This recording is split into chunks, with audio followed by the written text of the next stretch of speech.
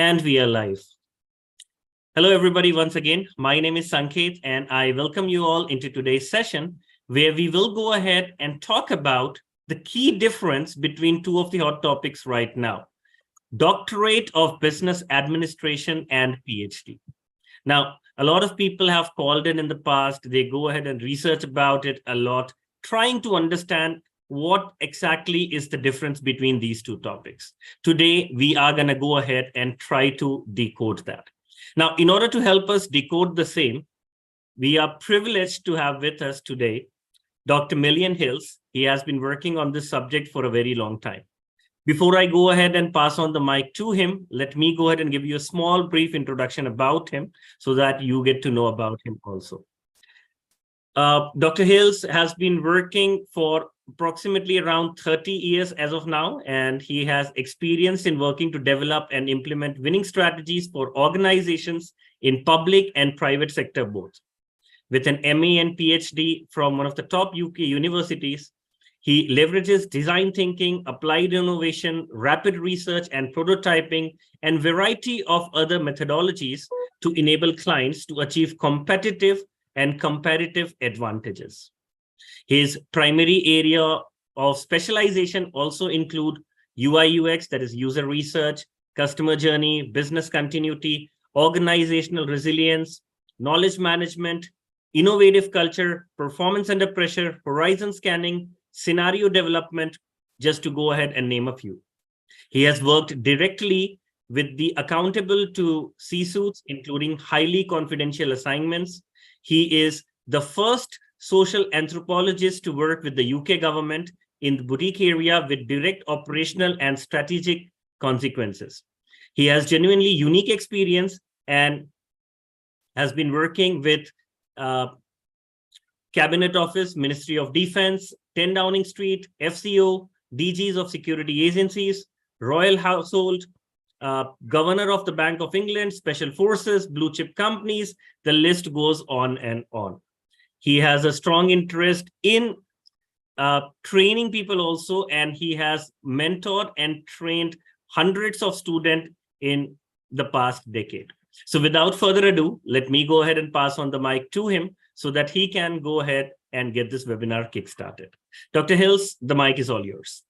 Yay, Sanket, thanks so much. And hello, everyone. Thanks for joining us wherever you are in the world. Really appreciate your time. I suppose what I want to start out by saying is I'm really passionate about people getting the highest levels of qualification they possibly can. Obviously, you've heard from that potted biography about my career trajectory and some of the environments that I've worked in, which I didn't ever expect to. And much of that has been as a result of two things. Well, actually one thing, which is really the confidence that comes from having a very sound qualification and the experience that you build up by completing that qualification behind you. Now, it's a bit of a truism that people can never take a qualification away from you, but it is actually true. And I know there's a lot of voices in society, a lot of influencers who are questioning the validity of formal education. And I do get some of that criticism, which is why, for example, for the past 12 years or so, I've been promoting an MBA program, which took people as direct entry. So you didn't have to complete an undergraduate degree if you were a professional and had a few years of managerial experience, let's say. You could immediately start on an MBA program. And that to me is kind of the best of both worlds. That an MBA is an elite qualification. It unlocks all sorts of job opportunities where that's the threshold qualification that you need to even be considered. But it also gives all of those people with that degree a passport really to global recognition for that qualification and the brain work, the invention, the commitment behind the scenes to achieve that qualification. And to me, that's even more powerful when it's at the next level up, so level 7 to level 8, the doctorate in business administration. And I suppose you could say I've got the benefit that not everyone has of having completed a PhD when I was pretty young in a deeply academic topic, but with some field research involved. And I invented a particular approach of understanding people and capturing their perceptions through doing that. But now, as an older professional, highly experienced in education, but also consultancy and just familiarity with many organizations and how they work. If I were to be doing a qualification slightly later in life, i.e., in my late 20s through to whatever age you are, and there's no upper limit, then I would be persuading myself to study for a DBA rather than a PhD. And I'll cover some of those reasons why in the next few slides. And please don't panic, there aren't a million slides full of huge amounts of text. There's just a few, which are kind of speaker notes to aid me really, but also to give you something other than my face to concentrate on during the session. Now, the DBA to me is, well, I'll run through some of the sort of the issues associated with a PhD versus DBA division of qualification shortly. But to me, I'm really passionate about as many people as possible holding this type of qualification, because A, it so sets you apart from so many other people. It credentializes your profile in a way that really no other qualification can. And it's still recognized, being a doctoral degree, as that extremely elite qualification. And that speaks a lot to you and your commitment to doing it. But our approach is also that you should absolutely maximize every element of the experience you have in undertaking that study. So if you want to document the journey as you go through it, so much the better, because you're demonstrating through social media posts and other things the effort that you're putting in. You can perhaps exaggerate sometimes the effort, because I'll also be saying that this type of study needn't be as difficult as you might perhaps imagine that it is.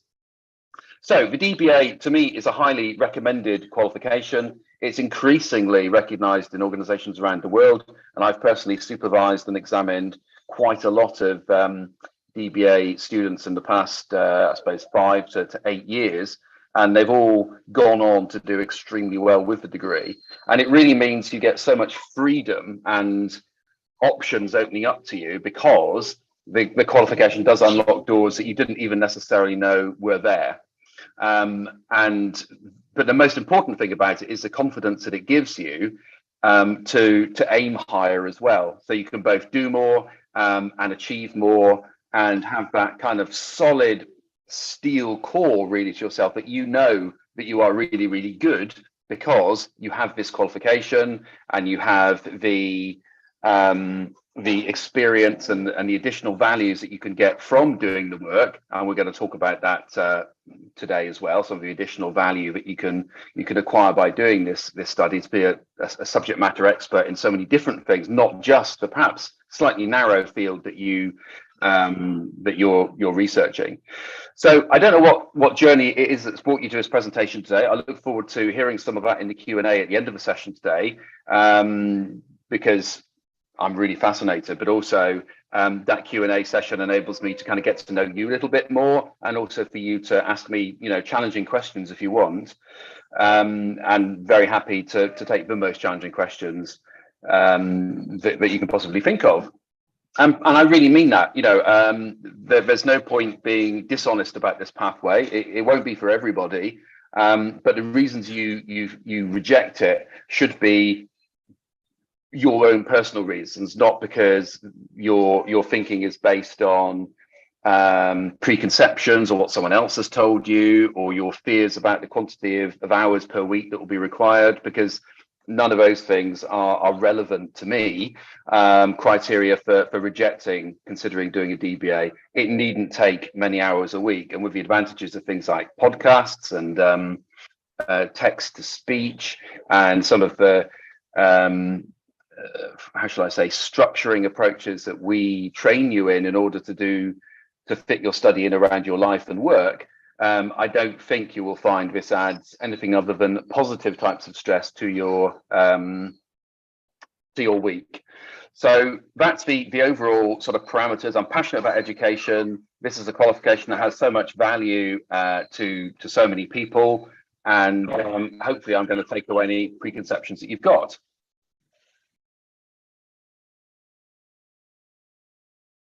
So we had a little summary a moment ago about my background, PhD and MA from a top tier UK university, and that gives me that perspective as well of having seen things from both the deeply academic side of things with a PhD, and also having supervised and worked with a great deal of PhD students, but also DBA students in a number of UK universities, but also as an external examiner to other universities as well, and that includes programs which, as this one does, really center on data science and cybersecurity. And a lot of my consultancy and research work has been in the areas of cybersecurity more than data science, but the human science side of cybersecurity, and how we can make people as much of a shield for organizations as the technology is that filters out viruses and hackers and bad actors and others.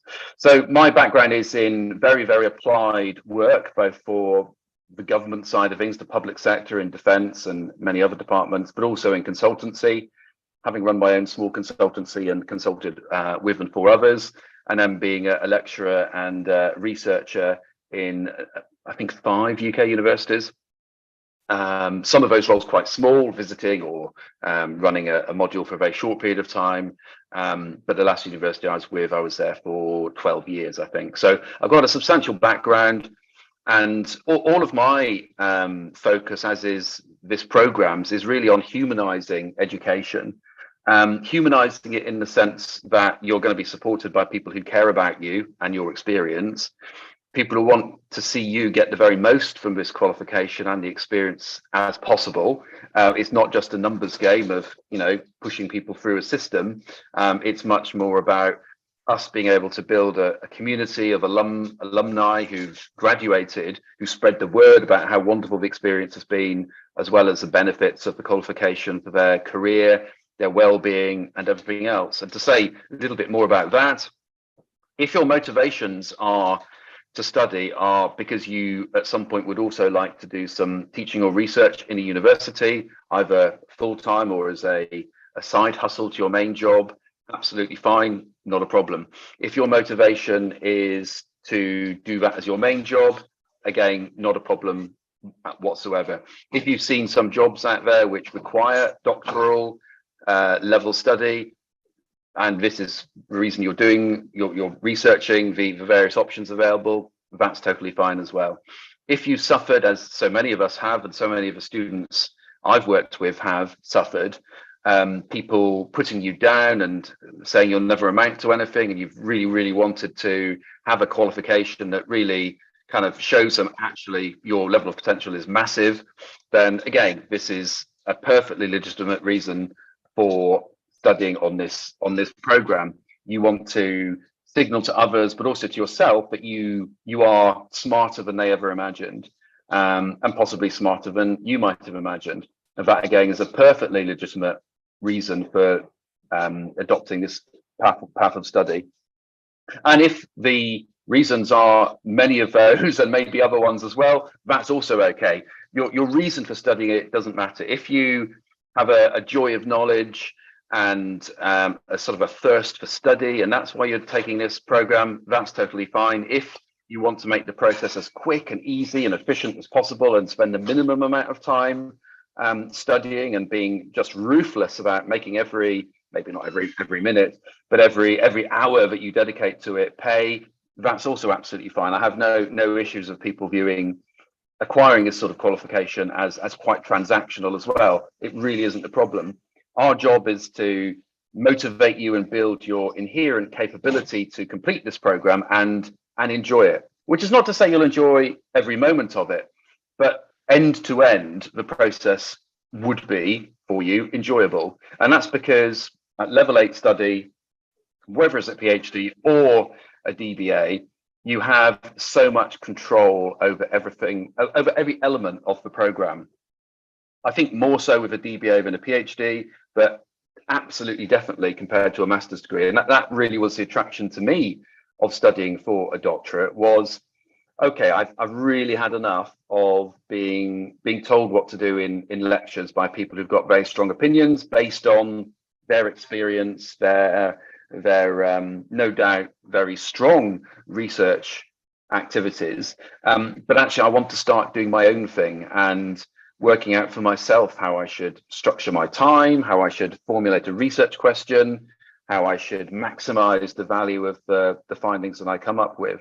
And that to me is the absolute winner in terms of the most important thing about this level of study is there's so much freedom for you. The subjects you look at in your field research, the methodologies you use to do your research, how you write in terms of how you find your personal voice and approach, and how you lay out the text on the page, what font you tend to use, your use of diagrams or maps or visualizations of other forms.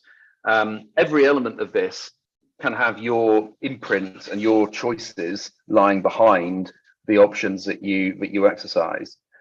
So that also means there's a lot of responsibility there, because it's kind of on you. Your supervisor, someone like me, is a mentor or a coach who will assist you, but and also kind of challenge you if we thought that maybe you're making things more difficult for yourself, or there might be a slight issue with one of your decisions. But we're also inherently problem solvers. So if you do have those types of challenges to overcome, we're there to help you find a way around them, rather than say, no, start all over, just do a survey on why people don't use post boxes anymore, or something really quite dull. So our ambition for you is massive. We would like you to tackle the biggest challenges in data science and cybersecurity in the most stimulating and challenging ways. We'd love you to confront conventional wisdom, because again, that's what you're meant to be doing at level 8, is generating novelty, novel insights, novel approaches. And the test really of the thesis as a whole and your intellectual endeavor is, have you found out anything that's demonstrably, measurably new? And we'll come on in a moment to describe the difference in the novelty between a classic PhD thesis and that that you find with a DBA. So those are many of the kind of key topic areas I wanted to cover right at the beginning. And I'll try and make sure that I come back to some of those slightly later, because I'm anticipating some of the questions that I'll be asked, because as you might imagine, I speak to lots of people like yourselves on a monthly basis, and I kind of have a rough idea of some of the fears as well as the excitement about embarking on a program like this. And to me, worry a lot less about the fears, because talking to me, I can remove most of those. Sometimes I need to go away and think about a strategy to deal with them, but I'm never beaten on that one. In terms of excitement that you can have for yourself, unleashing your ambition to become whatever you want to be, whatever you know you want to be, or whatever you don't yet know that you could be with this qualification behind you, I would strongly suggest that you hold on to, or maybe let fly those types of dream, basically.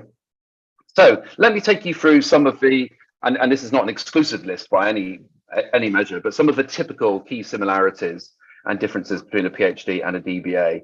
And the key aspect of this is both of them are at level 8 study. So undergraduate degrees culminate with an award at a level of 6. 7 is master's degree, and 8 is the highest level you can achieve, which is the doctoral level. So in many ways, it doesn't actually matter if you're doing a DBA as opposed to a PhD, and people say, well, I haven't heard of a DBA before, what's that? Because straight away your explanation is, well, it's a qualification which is rapidly gaining traction in the business world as being as valuable, if not more so, than a PhD. We're not talking about something which is at a different level, it is at the same level. And in terms of applicability and sort of use value to you in your careers and your personal and professional development, arguably, and I'm in a quite strong position to make this argument, arguably it's rather stronger than a PhD. But top line thing, both of them are at level 8 in terms of the grading of qualifications. And as a result of the depth of the research that you do and the analysis and the synthesis, this inevitably means that you are a subject matter expert in that area, because that's the whole point of undertaking that depth of research, is you're an expert. You may, even after a relatively short period of time undertaking research in the field, be a global expert in that area. And we would encourage you to always, and would always support you in trying to find ways in which you can demonstrably set yourself apart as indeed a global subject matter expert. And who's to contradict you when you do have a developing, I'm talking about before you graduate as well, a developing tool set of research approaches, of insights, of frameworks, whatever it is you choose to produce as outputs of your work or ways of communicating it. These are things which are probably absolutely globally unique. So in the topic, you'd be a subject matter expert, but also in terms of the methodology, the approach that you take to do your research and undertake your analysis of interviews or whatever other data you collect, you become a subject matter expert by doing the work. Again, doing the work is not necessarily difficult. Sometimes it can be difficult because you want to devote more time to it than you have. Sometimes it can be difficult because you have to work out what the connection is between various elements or themes in your data. But it's very difficult to work where you kind of think, I don't know what I'm doing, or it's the same thing all the time, so it's very boring. So to me, the work of doing a DBA is work which is really the moments where you feel that you're growing as a researcher and as an expert and as someone entering this quite elite community globally. Both of these qualifications then have extensive transferable skills. So as a result of the practice that you do in completing your field research and well, first of all, the talk component of this program, and then the field research, and then coming back to do the research lab, analyzing your work, and then completing your thesis and defending it, which sounds scary, but it isn't, because we start at the beginning of our program by telling you the criteria that you have to meet in order to ace the defense. A defense doesn't mean you have to be defensive. It basically means you need your work to be armor plated, and it's armor plated because you've planned it well, executed it well, and communicated it really well in your thesis. So it's not problematic. People aren't looking to find gaps or holes in it. They're looking to make sure that the kind of basics of level 8 qualifications are addressed. Now, as I mentioned before, these are very different to master's level qualifications, where you're basically told what to do, and there are extensive reminders about deadlines. We have some deadlines for our taught pieces of our taught module assessments, but generally speaking, you are self-directed, self-motivated, and it's kind of on you to ask for support when and where you need it. And that, to me, is also treating learners like yourselves as adults and also as customers, that you have all the components you need to be extremely effective in terms of the live sessions, recorded sessions, supporting documents and templates and other assets to assist you.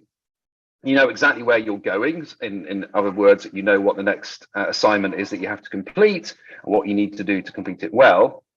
And ultimately, you know where you're getting to at the end in terms of the thesis defense prior to being awarded your degree. So those are the commonalities that it's all about you owning and taking responsibility for and wanting to take responsibility for the journey. Now, one of the differences with a PhD is there's slightly more talk component to the DBA than a PhD, because we substantially focus on research methods, research methodology, and that side of things. Not that we necessarily force you to understand, and certainly not be able to apply every single technique, because like myself, for example, I'm a qualitative social scientist. Sorry, yes, I'm a qualitative social scientist. So there's no, and I've always known that. So there will be no sense in me having to be an expert in quantitative research as well, because I'm not the right person to use it. I don't look at research problems where that would be the right approach. But if you're looking at a problem for which that is the right solution, you'll have all of the materials you need in order to develop, implement, change, should you need to, the specific research methods that you use to do your work. Now, on to the main differences then. Well, a PhD deals with a gap in the research literature, i.e. the published canon or library or portfolio, whatever words you want to use, in the research literature. And that can be that no research has been done on this topic area, or a particular type of research approach, like semi-structured interviews perhaps, have never been applied to this problem. So the problem, the issue, the topic has been researched, but it's always been done with surveys. And now the novelty is, well, I'm going to do it with a particular research methodology, which is different. Other gaps are ones where, as I said before, nothing has been published on that area. And those tend to be a little bit more difficult to find, but you can always find a gap, whether it's kind of an abyss or just a slight dip in the ground, doesn't really matter. It's just still a gap.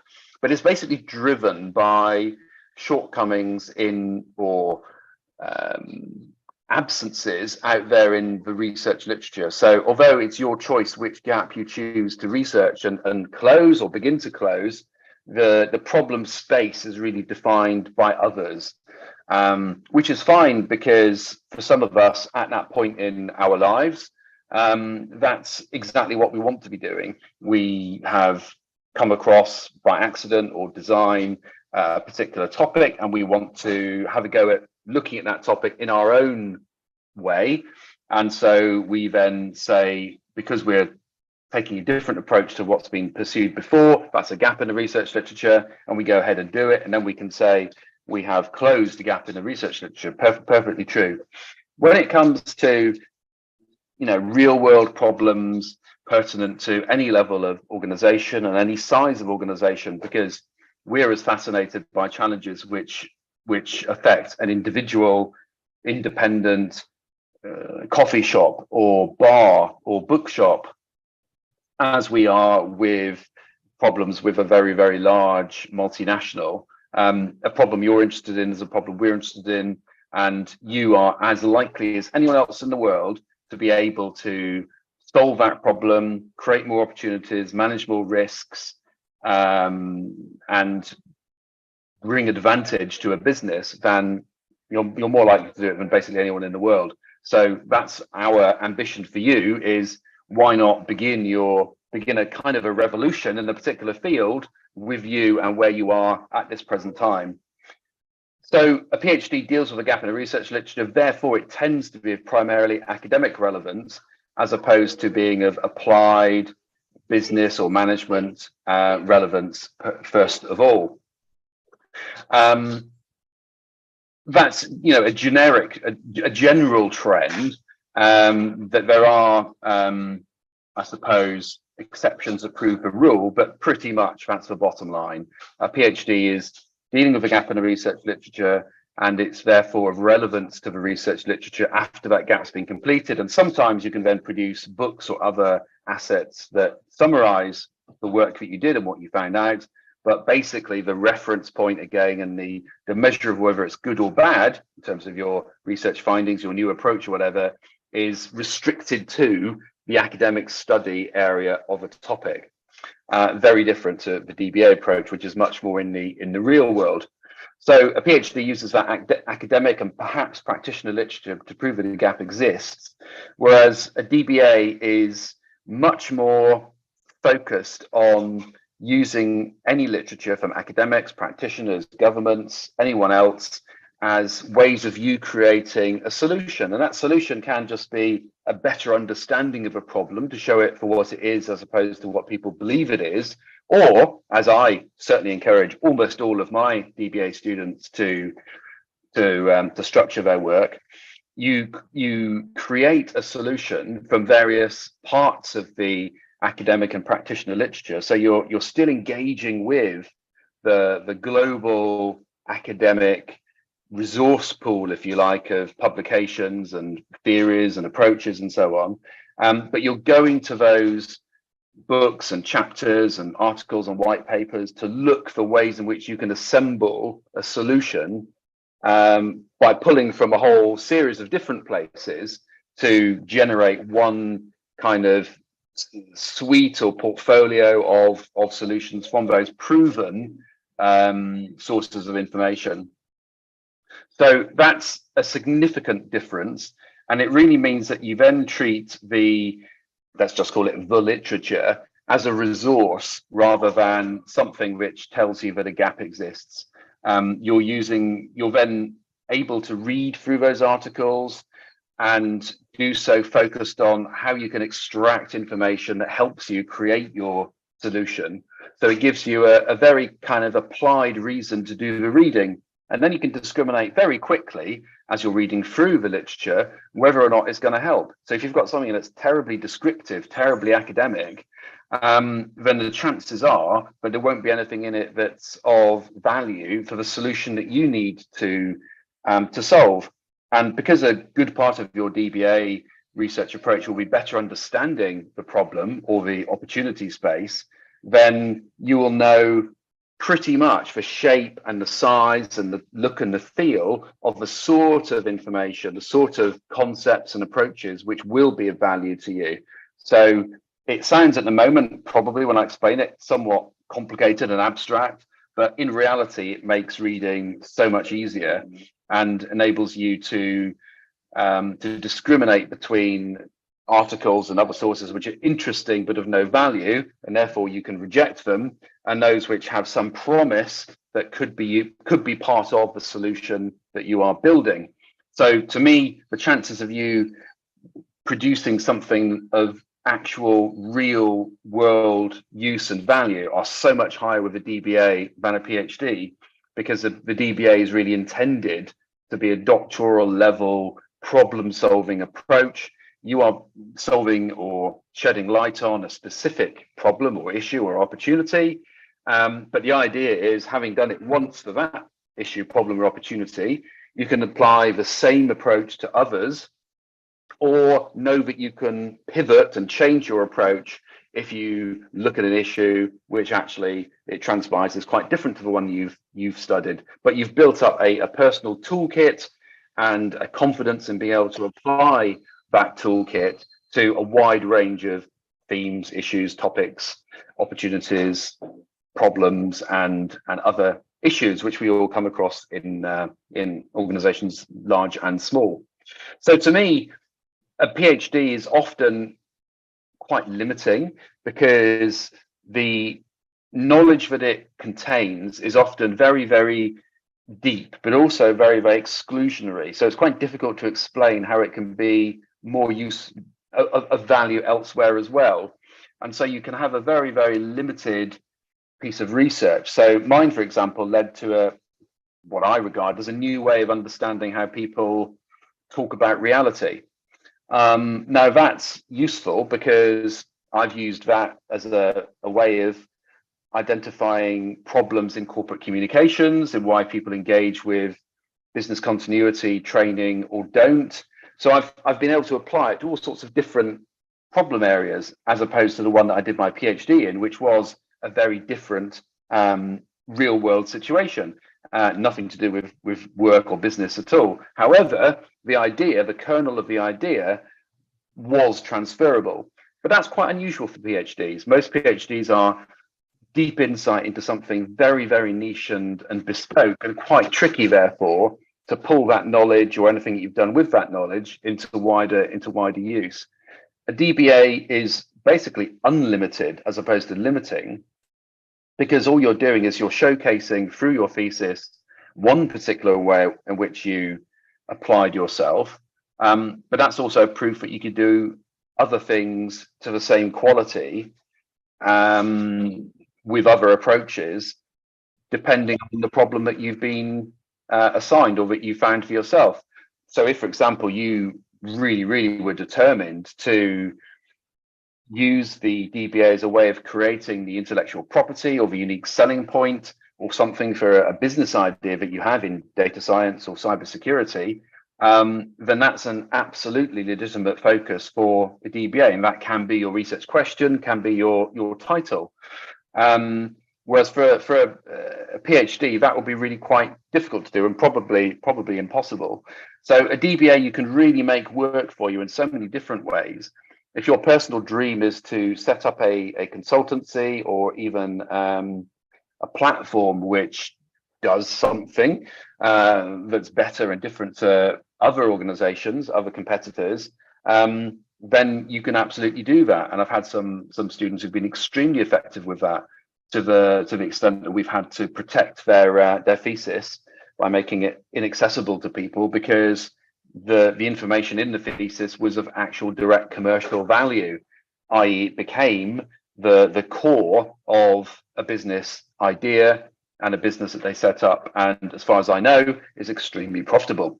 So again, you perhaps haven't thought before this call that a DBA could be the way in which you generate unique value for yourself in terms of USPs, value propositions, and so on. But to me, that's absolutely fundamental to the opportunity that faces you now, is you can be a knowledge creator, and having the evidence base for this knowledge is proven by application to the real world and credentialized with a doctoral qualification as well. There's so much value right there. Plus the courage and the self-confidence that this pathway gives you, it's a pretty unbeatable offer from my perspective. So we're moving through the slides, people. Don't worry, we'll get to the Q&A quite shortly.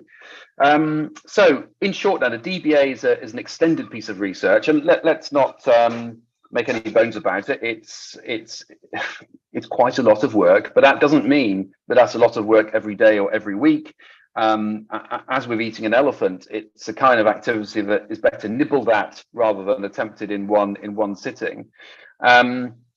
The additional value really is that people are ever more familiar with what a doctorate in business administration is, because MBAs have now become such a kind of a common currency. Then DBA is now really taking off, and has taken off over the past, I would say, 8 years or so, maybe more, as a fully recognized and very desirable qualification for people to have. And there are some jobs out there, if you go onto LinkedIn jobs, you'll probably find jobs which actually specify that people should have a doctoral degree, and they will often even specify that by that they mean a DBA, because a defense consultancy in the Middle East or something knows an awful lot about the sort of candidates they want, and therefore a DBA is, you know, a pretty good way of demonstrating that you have those intellectual and organizational and other skills which that organization regard as absolutely vital to support them in their current work and in their growth.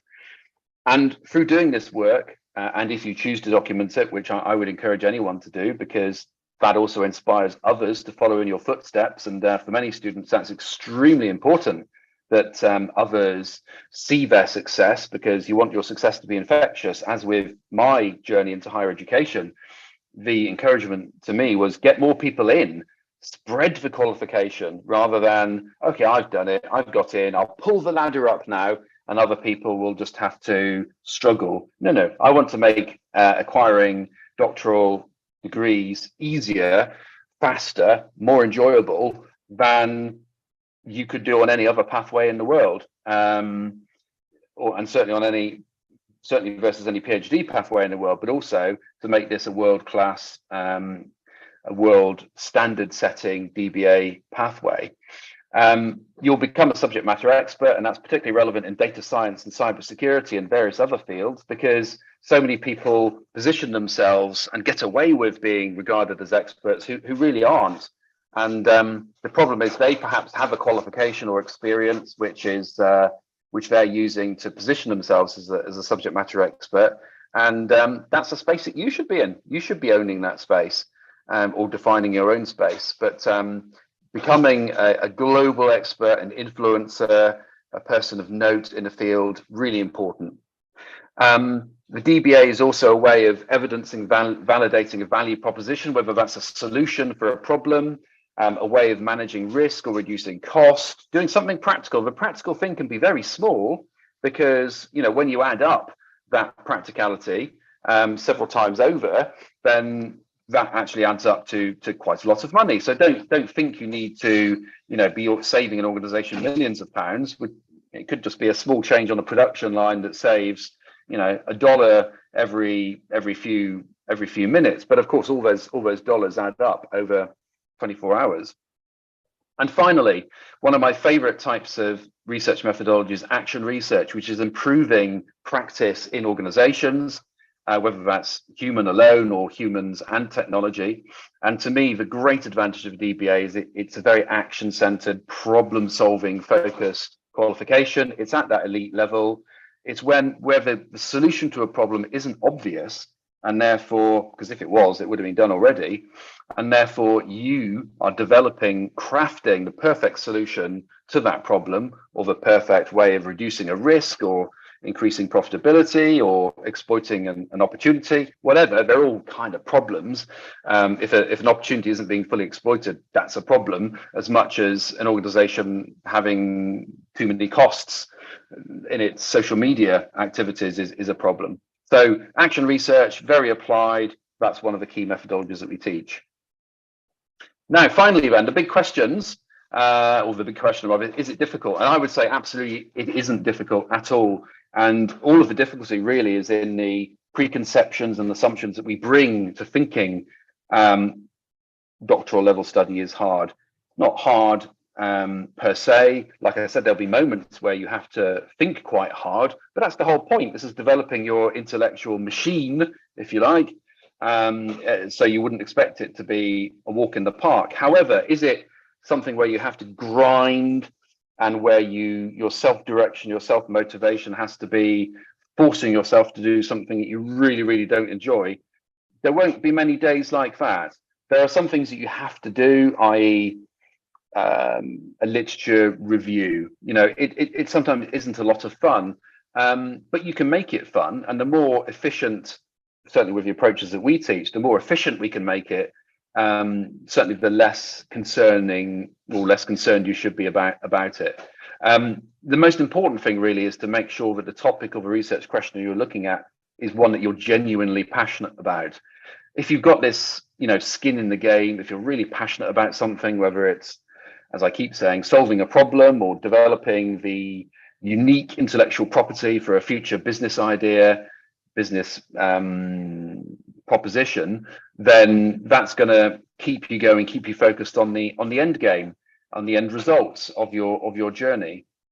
To me, I've always found research exceptionally easy, but particularly if you choose the correct research method for the issue that you're researching. And again, that's where us and our faculty team come in very handy. They're helping you realize that a survey is not always the best research approach. In fact, it very infrequently is. But there's other ways of gathering research data which are much more interesting for you to do, but also much more interesting for those who've got the information that you need.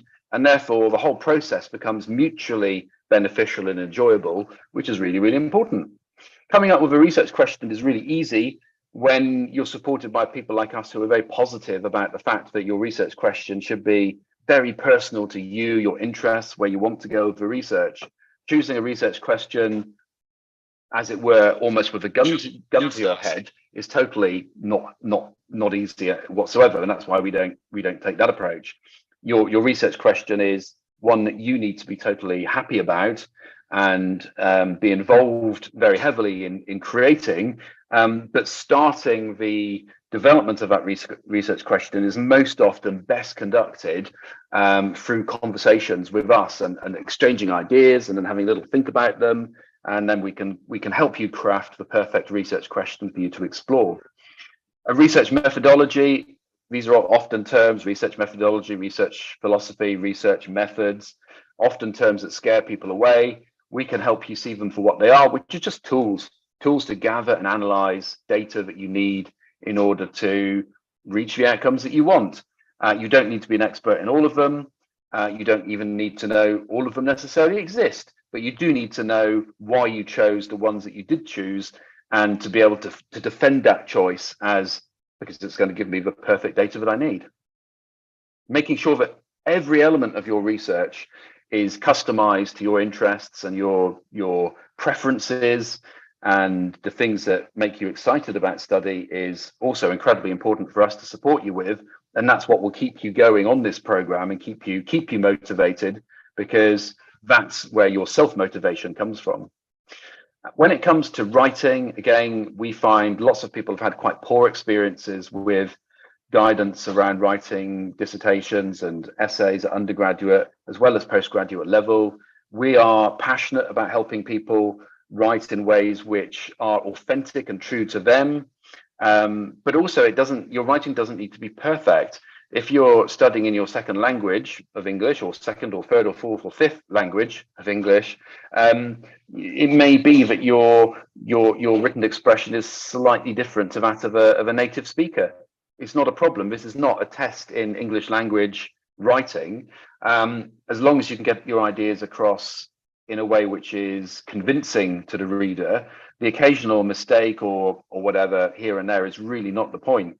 And the same with referencing. We are very keen on academic referencing. We show you ways in which you can learn how to do that very, very quickly, less than 30 seconds, in fact, for in-text citations. And we will help you work out ways in which you can minimize the amount of time that you spend doing referencing. We need references, we need direct quotes from people to prove that you are building your ideas on the thoughts of others, but it's not as horrible a process as so many people make it out to be. All in all, we're building your confidence in acing your studies, but also being able to explain and defend, promote, share, and encourage other people to engage with your studies, but also to do this sort of study themselves. So in a sense, we're developing you as the rounded person, the full package, and you come out of this program with, a considerable amount of self-confidence, as well as the qualification, the expertise, and all those things which should serve well to turbocharge the next part of your life. And we start out the entire program by making sure that we promote your self-care, making sure that you are looking after your mental and physical health as much as you can, that you have a plan for that. We don't tell you how to do that, but we're going to tell you the things that you really need to make sure that you consider and address. This is a marathon of a study pathway as opposed to a sprint. But it does mean that because you've got other things going on in your life, work and family and religious activities and sport and all sorts of other things, you do need to have balance in your life. You need to spend just enough time with your studies, not too much. And getting that balance in place is going to be important. And if we help keep you happy and healthy, that means that you're a lot easier to work with as well. So we benefit from that as well.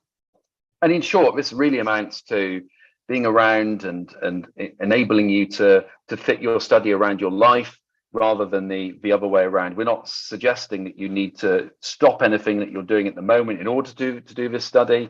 You need to find a certain amount of time every week, but the amount of time that you find every week may be less or more than someone else, because each person's study approach and the speed in which they do things is different, may not be better, just different. And therefore, you need to be confident that the approach you're using is one that's working for you, and you don't need to worry about what works for other people.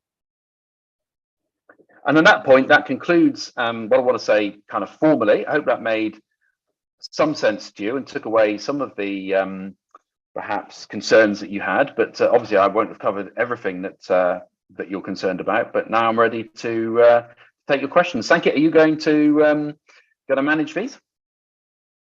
Definitely. Thank you once again, Dr. Hills, for all the insights. And I'm pretty sure the guys enjoyed it as much as I did.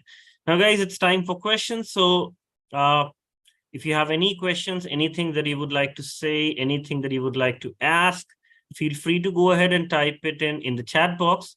And if you have anything to say also, just let me know. I'll go ahead and unmute you so that you can go ahead and talk. Okay.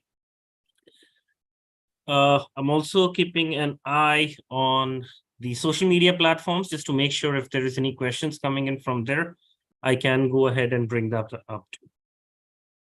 I do see one question coming up on one of our Facebook pages, that is, how is the job market for DBAs? Would you like to take that?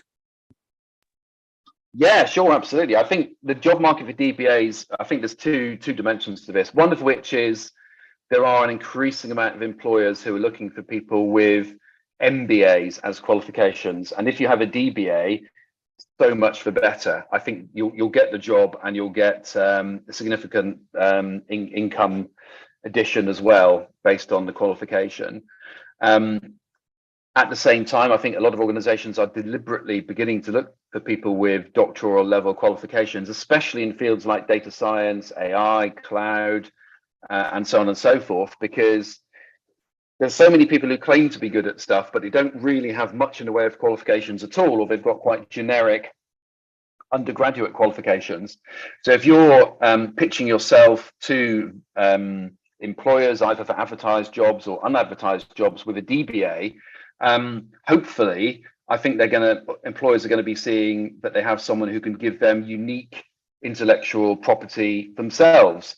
So organizations are always looking for ways to acquire competitive advantage. And if they can get amazing ideas and approaches from people like you with DBAs into their organizations, they'll definitely be looking for that. The other dimension in the job market is, I think the credentials of the DBA, especially when combined with data science, mean that you are going to be extremely investable by VCs and others who you face when perhaps pitching for investment. So if you do, for example, develop a kernel of a business idea through the DBA in the big data, AI, whatever space in data science, and you're going for investment, and you're able to say, well, the platform or the app or the offer that I'm hoping to get investment for is underpinned by DBA research that I did, and I did this amount of research with Y amount of people in X amount of countries or whatever. I think that's going to be extremely persuasive and compelling for VCs and others, because you can't really, you've either done a DBA or you haven't. You've either come up with the research findings you have or you haven't. So it gives them considerable faith, I think, in your offer, your value proposition, because it's underpinned by rigorous intellectual study. So those are the three elements of the job market I've been thinking about recently. I know I first said two, but there's actually three. One of which is you can develop your own jobs with a DBA. The second one is organizations are looking for people with DBAs. And the first one is, if you go for a job that is advertised for MBA or above, and you've got a DBA, you should almost certainly get it. That's awesome. And I'll just like to add to that, we are talking specifically about DBAs in the field of data science and cybersecurity as such. Now, these are fields that are, growing as we go ahead and move forward into the world, with Web 3.0 coming into the picture, with metaverse coming into the picture, augmented virtual reality, all becoming, a part of our lives going forward. The demand is obviously going to go ahead and increase. Having said that, a doctorate in data science or cybersecurity is a niche that a very less people are actually going to go ahead and, possess. So obviously it will go ahead and give you a lot of advantages over your peers.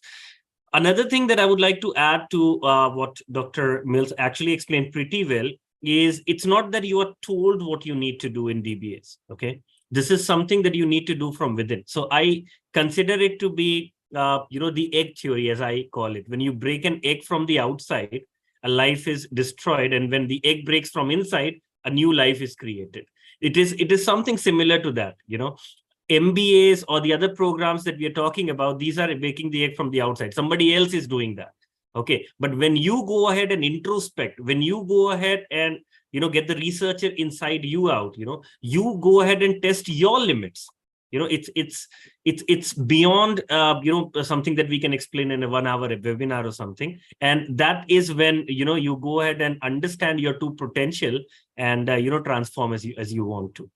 Anish Fatima has a question. May I know the DBA timetable or the schedule? All right. So the DBA program that we run both in data science and cybersecurity, it will be starting in September. That is first week of September. Okay. And it's for 2 complete years, just to, add to that. Anybody has any more questions? Anish, I think Fatima, I spoke to you before also. So if you have any question, you have my email address. Let me just type it in over here also. My email address is sanketshikar@saltius.tech. So if any one of you have any question, feel free to go ahead and ping me, and I will be more than happy to assist you with this. Another question that I have is from one of our social media pages about the recognition of DBA. Is it recognized in every country? This is a question that comes across our desk a lot. Let's say if somebody is in Argentina or in Chile or Peru or, Canada, US, Australia. So is DBA recognized everywhere? Yeah, I mean, it is now. It's rapidly acquiring the same level of recognition as an MBA back in the sort of early 2000s. It's a newish qualification, that's for sure. But yeah, I've not heard of anywhere not recognizing it yet. And I think its trajectory is only going to increase. I think it will eventually become a threshold qualification for lots of careers, or at least people have a lot of tough questions to answer about why they don't have a DBA. But yeah, it's universally recognised. It's a passport, really, like an MBA is. I'm sure it probably helps with applications for work visas and many other things as well. And just as a master's degree has become, I believe, a prerequisite for some employers in the Gulf area for expatriates. I'm sure the drift will continue upwards, especially in quite elite fields like cybersecurity, data science, and so on, where many countries around the world are seeking to get a lot of advantage over others. So they're opening up their digital nomad visa programs and other things. And someone with a DBA in data science or cybersecurity would I think have no problem at all in getting those permissions. Awesome. I have one more question coming up that I would like to go ahead and ask. This is something again. Is it possible for someone with a DBA degree to become a professor, like a PhD holder? So we already know that DBA is more industry centric. People, who are practitioners, they go ahead and prefer DBA over PhD. However, can you become a professor post your DBA? You have taught in many universities. I guess you can answer that. Yeah, of course you can. It's a level 8 qualification. It's regarded as exactly the same as a PhD in terms of the intellectual challenge, the literature you've reviewed, the need to come up with something that's new. It's different new to that you come up with a PhD normally, as I said in my presentation. But yeah, it's absolutely the basis for a career in university lecturing and research and becoming a professor. Not a problem at all. I'm aware of quite a few who've already done that. So yeah, absolutely. Right. Anis Fatima has a question on what days of week DBA classes will be held. All right. So let me answer that. So we do understand that almost everybody who is doing a DBA, usually the kind of students that we get, they all have like 10, 15, 20 years of experience. That's pretty common. So we understand that they have their, work that they have to take care of from Monday to Friday, there are assignments, prior commitments. So we have designed the course in such a way that you do not need to go ahead and attend any sessions or workshops during the weekdays. Everything that we do is designed with the thought in the mind that every student of ours is a working professional. So everything that we do is during the weekends only. That will make sure that your learning also keeps happening properly.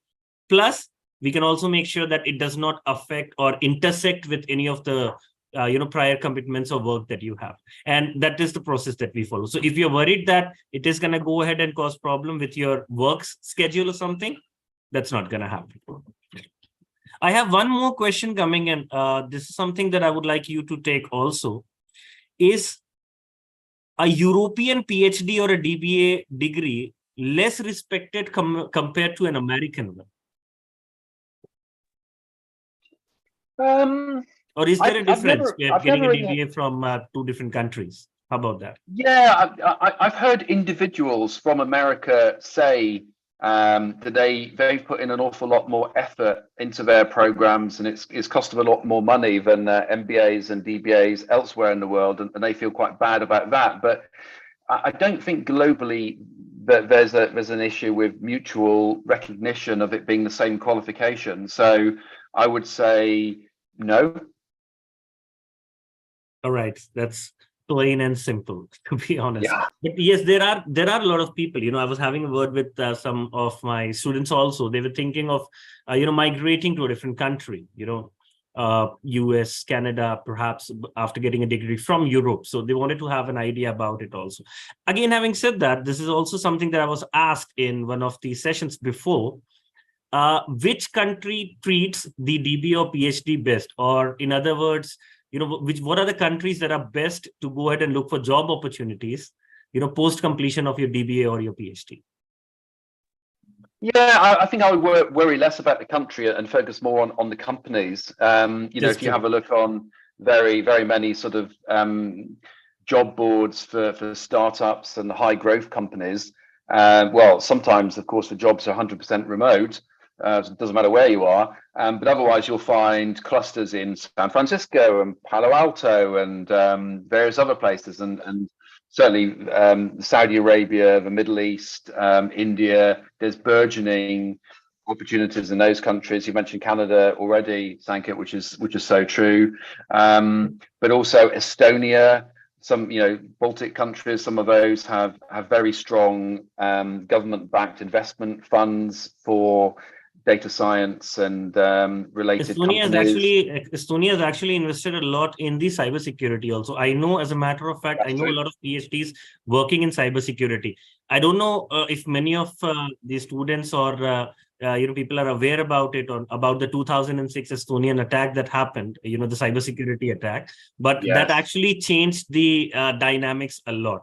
And going forward, not only Estonia, but almost everywhere in Europe and Asia, people started implementing or taking cybersecurity seriously, even the government. So that's again a thing. That was an eye-opener. So Estonia, well, digitally, it has evolved, and it was one of the first economies that was completely digital. Since you mentioned Estonia, I have a lot of friends over there, colleagues over there, so I know it as a fact that there's a huge demand of cybersecurity professionals, who have completed their DBA or their PhD in Estonia, as a matter of fact. And it's very cold. It's very cold in winter, though. So watch out for that. You might want to live in Portugal or something in the winter, and Estonia in the summer. Well, that is actually true. That is actually true. However, having said that, the world is a very it has shrunk a bit, especially after the COVID pandemic. Everybody started working remotely. Things started to change. That was a huge paradigm shift for a lot of us. And that's more or less the thing. So as you mentioned before, it's more about the quality of work that you actually go ahead and focus on, rather than which country or what place you're doing. If I honestly think that the quality of work is more important than anything else. You probably should be one who enjoys what you actually go ahead and do. So this DBA program more or less will give you a chance to understand your potential more than anybody else. That's the whole point. Okay. And we've been working in the field of AI and cybersecurity as a company, it's Altius, also for the last 5 years. So, it's easier for us to go ahead and understand the market needs. We understand the problem statements, and, we have, equipped people who can go ahead and handle almost, everywhere where you get stuck. There's a lot of hand-holding that we do also. However, as Dr. Hills already mentioned, DBA is something which involves a lot of introspection. Now, I guess that takes care of the answer. Anybody else has any more question? I see a lot of people are still there watching the session. So anybody, Akhil, Augustine, DA, Jasvet, Rafael, Ray, Tansim, anybody, if you have any question, feel free to go ahead and ask. Otherwise, we are going to go ahead and end the session. While I'm waiting for your answers, let me go ahead and have a look at the social media platforms also. If there's any question coming up from there, I am going to go ahead and take it. Anybody has any question, feel free to go ahead and ask.